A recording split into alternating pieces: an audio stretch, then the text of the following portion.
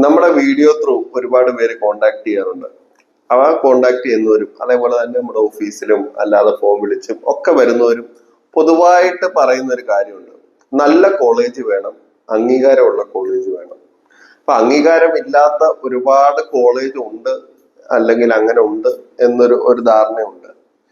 അംഗീകാരങ്ങൾ ഇല്ലാത്ത കോളേജിന് സത്യസന്ധമായിട്ട് പറഞ്ഞു കഴിഞ്ഞാൽ അധിക നാൾ എക്സിസ്റ്റ് ചെയ്യാൻ പറ്റില്ല എന്ന വാസ്തവം ദയവ് ചെയ്ത് എല്ലാവരും മനസ്സിലാക്കുക. അംഗീകാരം എന്ന് പറയുമ്പോൾ ഓരോ കോഴ്സിനും അതിൻ്റെതായിട്ടുള്ള പ്രത്യേകതരം അഫിലിയേഷൻസ് ഉണ്ട്. അപ്പൊ ഇതിനെ പറ്റിയിട്ടൊക്കെ ജസ്റ്റ് നിങ്ങൾക്ക് ഒരു അവബോധം തരണം എന്ന് എനിക്ക് തോന്നി. കാര്യം എല്ലാവരും പറയുന്ന ഒരു പോയിന്റ് ഇതാണ്. അപ്പൊ ഇതിനെ പറ്റിയിട്ട് നമ്മൾ ഇന്നത്തെ വീഡിയോയിൽ സംസാരിക്കും.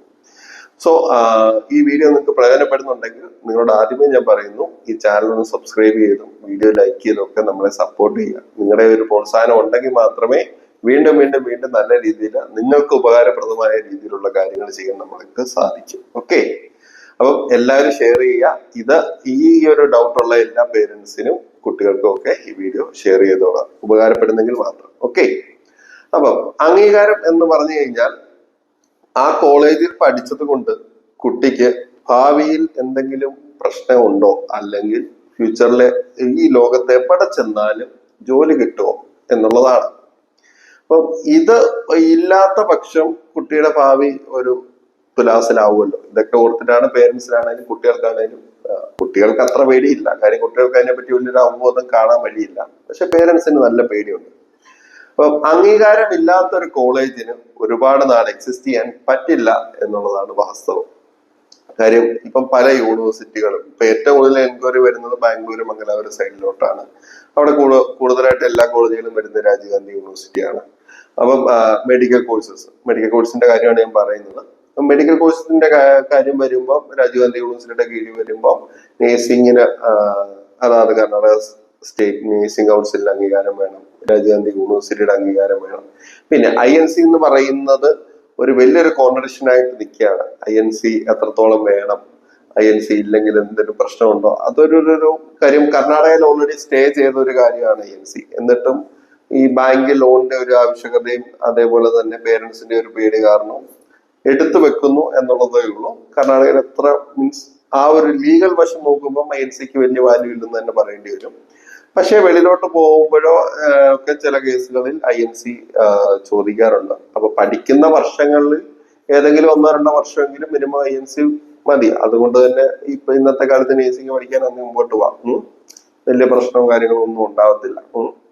പക്ഷെ ആ ഒരു രീതിയിലെങ്കിലും വേണം. കാര്യം പലരും ഒഴിവാക്കാൻ വേണ്ടിയിട്ടും എഡ്യൂക്കേഷൻ ലോൺ തരാതിരിക്കാനും ഒക്കെ വേണ്ടിയിട്ടും ഒരു പോയിന്റ് ആയിട്ട് പറയാറുണ്ട്. ആ ഒരു 2005, 2010 ആ ഒരു കാലഘട്ടങ്ങളിലൊക്കെ ഭയങ്കര മാൻഡേറ്ററി ആയിരുന്നു. ഇപ്പൊ അത്രക്കില്ല.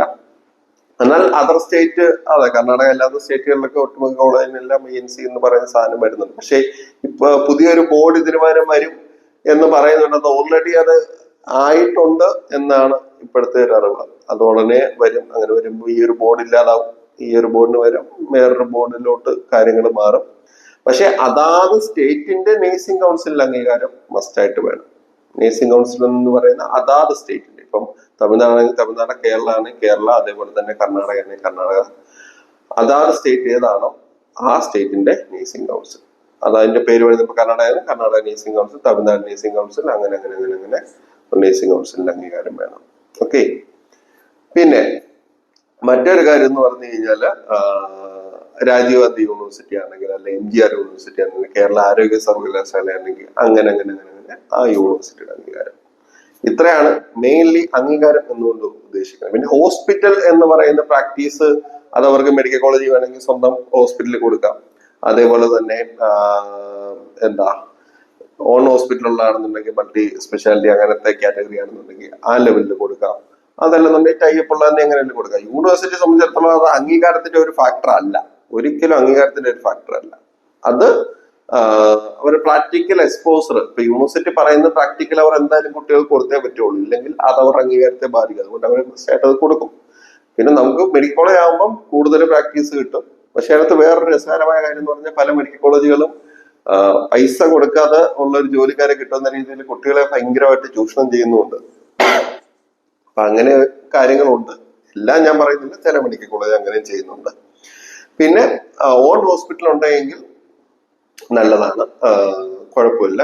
അത്യാവശ്യം കൂടുതൽ അവരെ പണിയെടുപ്പിക്കുന്നതില്ല, എന്നാൽ ന്യായമായിട്ട് കിട്ടേണ്ട സാധനങ്ങളെല്ലാം കിട്ടുകയും ചെയ്യും. ഇനി ടൈപ്പ് ആണെങ്കിൽ അത് വൃത്തിക്ക് ചെയ്യുന്ന കോളേജുകളുണ്ട്. അതുകൊണ്ട് അത് അംഗീകാരത്തിന്റെ കുട്ടികളുടെ ഭാവിയെ ഒന്നും ബാധിക്കത്തില്ല. ഈ മറ്റ് പേപ്പേഴ്സ് മാത്രമേ അംഗീകാരത്തിന്റെ കാര്യം ബാധിക്കുള്ളൂ. ഇത് ഞാൻ നേഴ്സിങ്ങിനെ പറ്റിയിട്ടാണ് ഇത്രയും പറഞ്ഞത്. കാര്യം നേഴ്സിംഗ് ആണ് ഏറ്റവും കൂടുതലും എല്ലാവരും ചോദിക്കുന്നത്. ഒരുപാട് തട്ടിപ്പുകളും വെട്ടിപ്പുകളും ഒക്കെ നടക്കുന്ന ഒരു ഫീൽഡ് നേഴ്സിംഗിൽ തന്നെയാണ്.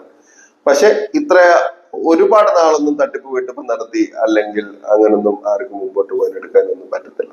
പിന്നെ അലൈഡ് കോഴ്സസ് ഉണ്ട്. അലൈഡ് കോഴ്സസിന് ഇതേ പറയുന്ന പോലെ പർട്ടിക്കുലർ യൂണിവേഴ്സിറ്റി ഏതാണോ ആ യൂണിവേഴ്സിറ്റിയുടെ അംഗീകാരം വേണം. അതേപോലെ തന്നെ സ്റ്റേറ്റിന്റെ അതിനകത്തില് INC എന്ന് പറയുന്ന ഒരു മാൻഡേറ്ററി കാര്യങ്ങളല്ല, നേഴ്സിംഗുമായിട്ട് ബന്ധപ്പെട്ടിട്ടുള്ള കാര്യങ്ങളാണ്. അലൈൻ്റെ കേസിൽ ആ യൂണിവേഴ്സിറ്റിയുടെ അംഗീകാരമാണ് മെയിൻ. പിന്നെ ചില ഫിസിയോതെറാപ്പി പോലുള്ള കോഴ്സുകൾക്കും അങ്ങനെ ചില കോഴ്സുകൾക്കൊക്കെ ചില ബോർഡുകളും കാര്യങ്ങളും ഒക്കെ ഉണ്ട്. അത് ഡീറ്റെയിൽ ആയിട്ട് നിങ്ങൾക്ക് അറിയണമെങ്കിൽ ചോദിച്ചു കഴിഞ്ഞാൽ മീൻസ് നമ്മുടെ നമ്പറിൽ കോൺടാക്ട് ചെയ്ത് കഴിഞ്ഞാൽ കൃത്യമായിട്ട് പറഞ്ഞുതരാം. ഓരോ അലൈഡ് കോഴ്സിനും അങ്ങനെ 1-2 കോഴ്സിനൊക്കെ അതാത് ബോർഡും കാര്യങ്ങളും ഒക്കെ ഉണ്ട്. അത്രേ ഉള്ളൂ. അതും അത്ര മാൻഡേറ്ററി അല്ല ജോലിയിലൊന്നും അത് അത്ര അഫക്ട് ചെയ്യത്തില്ല. പിന്നെ ഒരു മുൻതൂക്കം എന്ന രീതിയിൽ മാത്രമേ ഉള്ളൂ. പിന്നെ ഇനിയിപ്പോ നമ്മൾ ഡിഗ്രി എടുക്കുന്ന ടൈമിലോട്ട് നോർമൽ ഡിഗ്രി അല്ലെങ്കിൽ അങ്ങനത്തെ കേസിൽ വരുമ്പോൾ ഇപ്പൊ BBA ഏവിയേഷൻ പോലുള്ളത് ഏവിയേഷൻ IATA സർട്ടിഫിക്കേഷൻ കൊടുക്കുന്നുണ്ട്, ഏവിയേഷൻ യൂണിവേഴ്സിറ്റി സർട്ടിഫിക്കേഷൻ കൊടുക്കുന്ന കേസുകളുണ്ട്. പക്ഷെ പർട്ടിക്കുലർ ആയിട്ട് ഡിഗ്രി യൂണിവേഴ്സിറ്റിയിലായിരിക്കണം എന്നുള്ളതാണ് അതിന്റെ അംഗീകാരം. മറ്റേത് ആ എക്സ്ട്രാ സർട്ടിഫിക്കേഷൻ ഇപ്പൊ BCയുടെ കൂടെ ആർട്ടിഫിഷ്യൽ ഇന്റലിജൻസ് കൊടുക്കുന്ന ലോജിസ്റ്റിക്സ് കൊടുക്കുന്ന ഇങ്ങനത്തെ ആഡ് ഓൺ കോഴ്സുകൾ കൊടുക്കുന്നത് യൂണിവേഴ്സിറ്റി പ്രോഗ്രാമായിട്ട് കൊടുക്കുന്ന യൂണിവേഴ്സിറ്റികളുണ്ട്. അതല്ല പ്രൈവറ്റ് ആയിട്ടുള്ള സർട്ടിഫിക്കേഷൻ കൊടുക്കുന്നുണ്ട്. രണ്ടും നല്ലതാണ്. ഇപ്പം മൈക്രോസോഫ്റ്റിന്റെ സർട്ടിഫിക്കേഷൻ, IBM സർട്ടിഫിക്കേഷൻ, ഇങ്ങനത്തെ സർട്ടിഫിക്കേഷൻ, ഏവിയേഷന്റെ IATA സർട്ടിഫിക്കേഷൻ, ഇതൊക്കെ എന്ന് പറഞ്ഞു കഴിഞ്ഞാൽ ടോപ്പ് ലെവൽ, ലോകത്തെ എവിടെ കൊണ്ടുവച്ചാലും വാല്യൂ ഉള്ള സർട്ടിഫിക്കേഷൻ ആണ്. പക്ഷെ ആ അംഗീകാരം ഉണ്ടെങ്കിലും നമുക്ക് ജോലി കിട്ടും. പക്ഷെ അതിന്റെ കൂടെ വരുന്ന ഡിഗ്രിക്ക് അതാത് യൂണിവേഴ്സിറ്റി ഏതാണോ ആ യൂണിവേഴ്സിറ്റിയുടെ അംഗീകാരം ഉണ്ടാവണം. അല്ലെങ്കിൽ ഡീംഡ് യൂണിവേഴ്സിറ്റികളാണെന്നുണ്ടെങ്കിൽ ആ യൂണിവേഴ്സിറ്റിയുടെ അംഗീകാരം ഉണ്ടാവണം എന്നുള്ളതേ ഉള്ളൂ. അതുണ്ടെങ്കിൽ അവർക്ക് എന്തുമായാലും അവർക്ക് കഴിവും കാര്യങ്ങളും ഉണ്ടെങ്കിൽ കയറി പോകാൻ പറ്റും. പിന്നെ എഞ്ചിനീയറിംഗ് വരുമ്പോൾ ടെക്നിക്കൽ യൂണിവേഴ്സിറ്റി, ഇപ്പൊ നാട്ടിലാണെന്നുണ്ടെങ്കിൽ KT യൂണിവേഴ്സിറ്റി, തമിഴ്നാട്ടിൽ അണ്ണാമല, അങ്ങനെ വിനായക മിഷൻ, അങ്ങനെ കുറെ ഓപ്ഷൻ ഉണ്ട്. തമിഴ്നാട് ടെക്നിക്കൽ യൂണിവേഴ്സിറ്റി ഉണ്ട്. കർണാടകയിലാണെന്നുണ്ടെങ്കിലും VTU വിശ്വേശ്വര ടെക്നിക്കൽ യൂണിവേഴ്സിറ്റി വരുന്നുണ്ട്. അങ്ങനത്തെ യൂണിവേഴ്സിറ്റികളും ഉണ്ട്. അതേപോലെ പ്രൈവറ്റ് ഡീംഡ് യൂണിവേഴ്സിറ്റികളും ഉണ്ട്. അപ്പൊ ആ ഒരു പേപ്പർ അംഗീകാരം ഉണ്ടെന്നുണ്ടെങ്കിൽ ഉറപ്പായിട്ട് പോവാം. അതേപോലെയാണ് MBA മറ്റ് PGസിനെല്ലാം ഈ പറയുന്ന പർട്ടിക്കുലർ യൂണിവേഴ്സിറ്റി ഏതാണോ അതിനകത്തോട്ടുള്ള അംഗീകാരത്തിന്റെ പേപ്പർ വേണം. നമുക്ക് എലിജിബിലിറ്റിയും കാര്യങ്ങളും ഉണ്ടെന്നുണ്ടെങ്കിൽ, അതായത് ഇപ്പൊ +2 ഇത്ര മാർക്ക് അല്ലെ PGക്ക് ഡിഗ്രിക്ക് ഇത്ര മാർക്ക് എന്നുണ്ടോ അതായത് യൂണിവേഴ്സിറ്റിയുടെ അംഗീകാരം ഇതുണ്ടെങ്കിൽ അവർ എലിജിബിൾ ആണ്. മീൻസ് രജിസ്ട്രേഷൻ കംപ്ലീറ്റ് ചെയ്യാൻ മുമ്പോട്ട് പോകാൻ പറ്റും.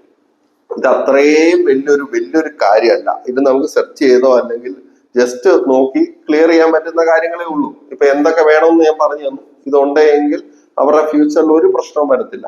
പിന്നെ സൗകര്യങ്ങൾ മാറുന്നതും പ്രാക്ടിക്കൽ എക്സ്പോസർ മാറുന്നതും അതേപോലെ തന്നെ ഇന്റേൺഷിപ്പ് എക്സ്പോസർ മാറുന്നതും പ്ലേസ്മെന്റ് കിട്ടുന്നതൊക്കെ ആ കോളേജിന്റെ സ്പെഷ്യാലിറ്റിയാണ്. അപ്പൊ അങ്ങനെ നിങ്ങൾക്ക് കൂടുതലായിട്ട് അറിയണമെങ്കിൽ നിങ്ങൾക്ക് ഈ നമ്പറിൽ കോൺടാക്ട് ചെയ്യണമെന്നുണ്ടെങ്കിൽ അതിനെ പറ്റി ഡീറ്റെയിൽ ആയിട്ട് നമുക്ക് സംസാരിക്കാം. അതൊന്നും പ്രശ്നമില്ല. അപ്പം ഇത് ദയവ് ചെയ്ത് പേരൻസോ അല്ലെങ്കിൽ കുട്ടികളോ ഇതിനെപ്പറ്റി ഒരുപാട് വറീഡാവാതിരിക്കുക. ഇത് നമുക്ക് ഡീൽ ചെയ്യാൻ പറ്റുന്ന ഒരു കാര്യം തന്നെയാണ്. ഈ പറഞ്ഞ മെൻഷൻ കാര്യങ്ങളിലൊക്കെ നിങ്ങൾക്ക് എന്തെങ്കിലും ഡൗട്ട് ഉണ്ടെങ്കിൽ നിങ്ങൾക്ക് ചോദിക്കാം. നമ്പർ കാര്യങ്ങള് സോഷ്യൽ മീഡിയ പ്ലാറ്റ്ഫോം കാര്യങ്ങൾ എല്ലാ ലിങ്കും കാര്യങ്ങളും തന്നിട്ടുണ്ട്. സോ നിങ്ങൾ ടെൻഷൻ അടിക്കാതിരിക്കുക. ഇപ്പൊ അഡ്മിഷന്റെ കാര്യങ്ങളൊക്കെ നല്ല മൂവിങ് ആണ്.